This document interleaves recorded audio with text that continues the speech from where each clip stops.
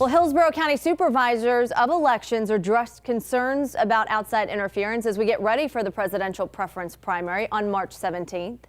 You know, there's a lot of talk about hacking, and what people need to understand is that the server that houses all of our election software, where all the votes reside, is a standalone air-gapped system not connected to the internet.